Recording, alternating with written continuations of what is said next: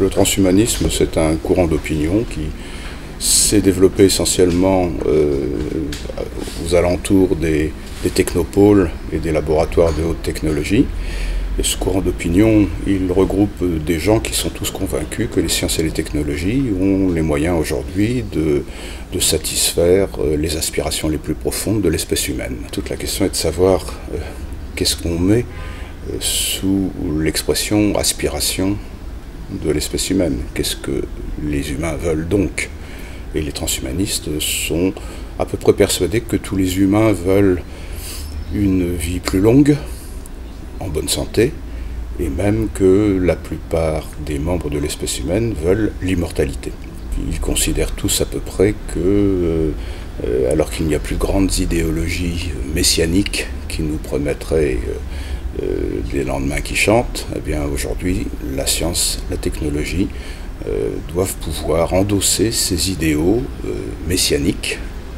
Et le comble de l'idéal, ce serait évidemment l'immortalité. Le transhumanisme est une idéologie qui s'est développée à partir de la Silicon Valley et qui est démiurgique. Elle pense que l'homme doit sortir de sa condition, acquérir grâce aux nanobiotechnologies, à la génétique et à l'intelligence artificielle, un pouvoir immense sur sa propre nature. Les transhumanistes sont persuadés que les technologies NBIC, c'est-à-dire les nanobiotechnologies, l'informatique, les neurosciences et l'intelligence artificielle, vont permettre à l'homme de devenir immortel, vont permettre à l'homme de s'augmenter, c'est-à-dire d'augmenter ses capacités physiques et intellectuelles, et puis de conquérir l'univers, de manière à avoir un pouvoir démiurgique, un pouvoir quasi divin. On voit bien que le transhumanisme est plus proche d'une religion que d'un mouvement philosophique traditionnel. Qu'est-ce que c'est qu'un mouvement qui veut satisfaire les aspirations de l'espèce humaine en supprimant à peu près toutes les propriétés de cette espèce humaine? Qu'est-ce que ça veut dire que de prétendre de se servir des biotechnologies pour supprimer la naissance et pour la remplacer par la fabrication de l'humain? Qu'est-ce que c'est que cette volonté farouche de supprimer tout ce qu'il y aurait de douloureux dans l'existence humaine? Qu'est-ce que c'est qu'un humain sans inquiétude existentielle? Qu'est-ce que c'est qu'un humain qui ne serait plus malade, mais simplement en panne de temps en temps et qu'il faudrait réparer? Est-ce que cet humain-là correspond à l'idée que moi je me fais de l'humain, quand je considère que la maladie est toujours une épreuve chez les humains que nous sommes, et cette épreuve, eh bien, on en sort toujours différent. Il y a une composante symbolique dans la maladie, que l'objectif de réparer l'organisme défaillant ne prend pas en compte. C'est une des questions, des objections que je peux formuler aussi au transhumanisme. Et puis qu'est-ce que c'est que ce courant d'opinion qui veut en finir avec la vieillesse? Comme si la vieillesse c'était le diabolique, hein, dans l'humain. Qu'est-ce que ce serait qu'une société qui ne pourrait plus voir en peinture ses vieux, hein? Bon, et puis bon, cet objectif d'immortalité, je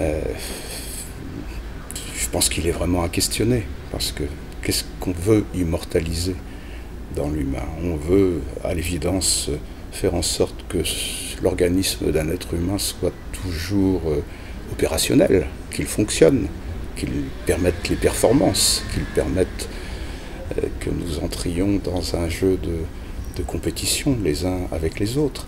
Mais cette immortalité, est-ce qu'elle n'est pas d'abord et avant tout quelque chose d'animal? Est-ce que ce n'est pas les métabolismes biologiques qu'on veut pérenniser?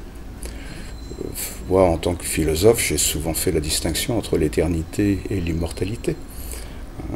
Le désir d'éternité qui caractérise la pulsion métaphysique de l'humain, cette aspiration à l'éternité, elle est fondamentale. Elle suppose que l'être désire, que l'être veuille de l'absolu, que l'être soit dans une manière d'inquiétude, de déchirure entre la fragilité qui est la sienne en tant qu'être humain et cet absolu qui finalement le mettrait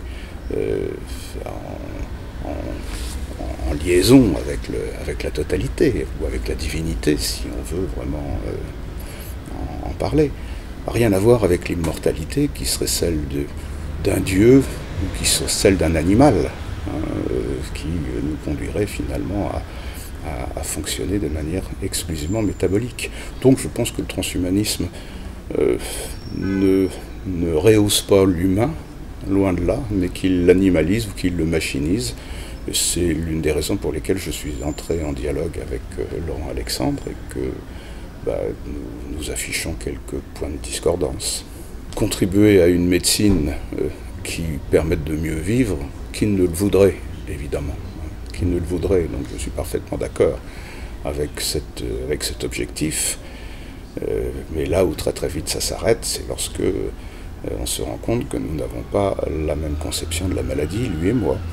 Bon, je viens de le dire, donc lui il a une conception très très techniciste de la maladie. Moi, je n'exclus évidemment pas cette approche technique de la maladie, ce serait absurde, mais je lui ajoute une dimension symbolique. Le transhumanisme sort de la médecine traditionnelle. Le médecin traditionnel est un petit bourgeois. Il n'a pas pour ambition de rendre l'homme immortel, alors que les transhumanistes le veulent. On voit bien qu'il y a une différence de nature très profonde entre la médecine, qui a des objectifs très limités, et le transhumanisme qui a des objectifs illimités. Il n'y a pas encore de réalisation concrète des objectifs du transhumanisme en matière d'augmentation de l'espérance de vie.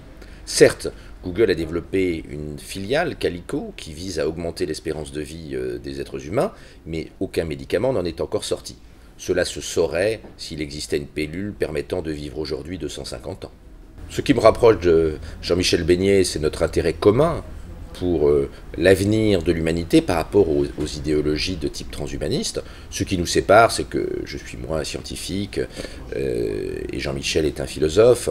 Donc mon regard est davantage orienté vers la technologie, le sien davantage vers la critique de la technologie.